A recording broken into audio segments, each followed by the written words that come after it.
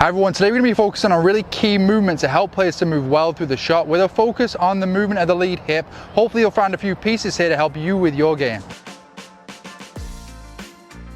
So moving cleanly through the shot from a movement standpoint is something that I find even the best players can have phases where they're not moving as well or as cleanly through the shot as they would like to. So it's something that every level of golfer at times can experience, and often when that player gets that almost sticky feeling through the hit and they're not getting through the shot, the movement around the lead hip is not as good as they would like it to be, and they're obviously just getting a little bit stuck there in that clearing of the lead hip through the shot. So not always the case, but in many cases it's also worth keeping in mind that the pelvis movement in downswing, obviously that's going to big influence on the lead hip as well, is often in response to how the player moves through backswing. So again, you'd have to look at how the player is standing moving through backswing to try and understand what it is that could be mostly influencing the movement around the lead hip. For today though, we're going to focus on the lead leg and the hip movement actually as we move into the downswing, so right in transition.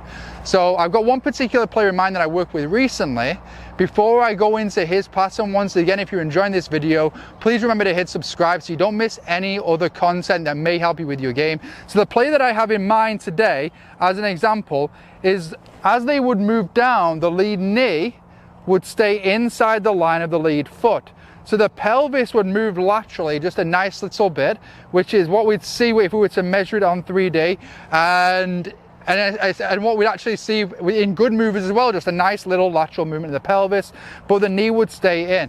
So what we worked on, first of all, to help this player to clear and to allow the pelvis to elevate and get open through the shot, is first of all, we checked their foot position, making sure the foot was slightly flared out. And when it comes to foot position, it's keeping in mind that you want to position the foot in a way that allows them to move well through backswing, so the pelvis can get the rotation it needs and it can move well around the lead hip in backswing.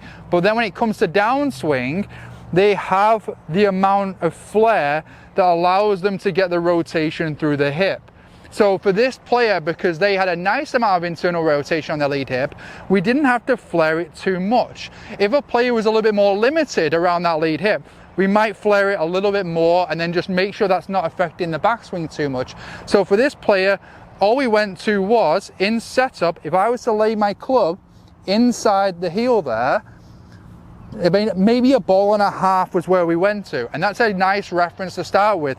Maybe around a ball to a ball and a half is a good place for, I think, players to begin until they have a deeper understanding of how much rotation they have in that lead hip. So we flared the foot just a little bit.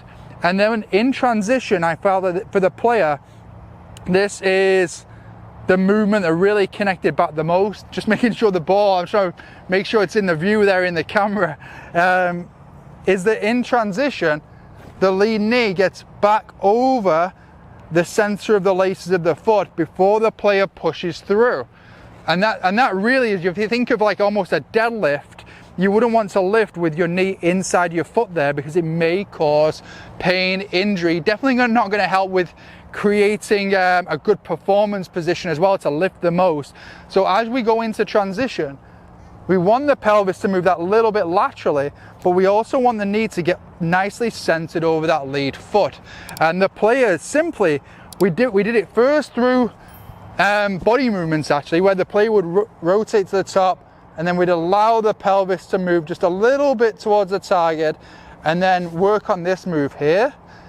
If the player hadn't initially connected with that, I would have put a little band on the lower part of their legs there and just had them just train, letting the knee work in and out again. So that movement was becoming more ingrained for them from just a neurological standpoint, so they could actually learn the movement. But this player did a great job of, when we first did the body movement, at centering the knee over the foot that way. Okay, so if you find this is you, then first of all, you can just work on with the repetition, but then just bring the movement pattern down to something simple and learn to what it feels like to get that knee over the middle of the foot and then to push through. Okay, and we can slow that down to a pace that helps build the awareness that the player needs. And then obviously then, After the player's got used to it from a movement standpoint, let's build that into a swing, put it into your routine. And then finally, when you're comfortable, start hitting some shots. If you wanted to, you could probably add a little bit of a pause in there if you needed to. I would probably advise doing that off a tee, but just for today, we're going to go straight into, can we get to the top, get the knee over the middle of the foot, and then move through. That's going to help us to get that nice extension through that lead side by getting that knee in a good position over the foot with the right foot position for the amount of rotation the player can get in that lead hip.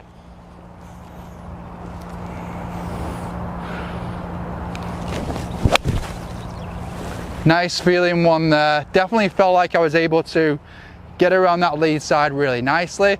So hopefully that one there will help a few of you out there to get through the shot a little bit better. Once again, a quick recap, check the foot position, make sure the knee is getting in a good position in relation to the foot and the hip, and then from there, just work on it in slow paces in a way that you can actually build the awareness you need for your own game.